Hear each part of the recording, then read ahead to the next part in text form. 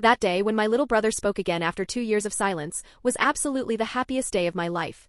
When I was 13, a drunk driver hit our car. I was fine, but my 8-year-old brother Eli stopped talking.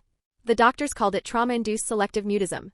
For 2 years he communicated only through notebooks, withdrawing completely.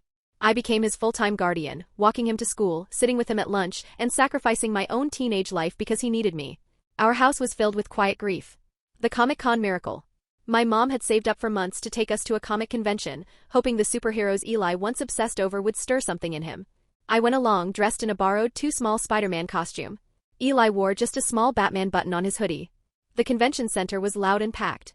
Eli stuck close to me, hands shoved in his pockets. We walked around and Mom tried desperately to get him excited, but he just nodded. Then we turned a corner and saw him, a guy in a full professional Batman costume with a voice modulator and a cape. The man saw Eli's pin and crouched down, speaking in that deep theatrical Batman voice. "Nice pin, kid. You got the heart of a real hero." I was about to pull Eli away, expecting him to withdraw, but then I heard it. Quiet, scratchy, and barely audible, but I heard it. Eli whispered, "You too." I froze. I thought I'd imagined it. The Batman guy smiled under his mask and gave Eli a fist bump. Eli looked up at Batman, then turned to me. He said, "Can we find the booth with the posters?" The words that saved us. His voice was thin, soft, and shaky. He hadn't used it in 2 years. I grabbed him and hugged him so tight that a volunteer rushed over to check on us. I was crying. Mom was crying. Even Batman looked emotional. We spent the rest of the day walking around.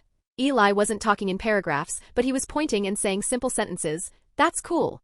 Can we get nachos?" We got nachos. We got everything.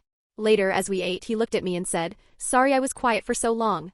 I told him he had nothing to apologize for. Mom asked him what made today different. He shrugged and delivered the best, worst logic I'd ever heard.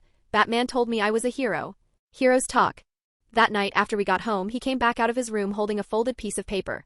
It was a drawing he must have done on the ride home, Batman and Spider-Man shaking hands. The sound of his voice was the sound of my family finally starting to heal.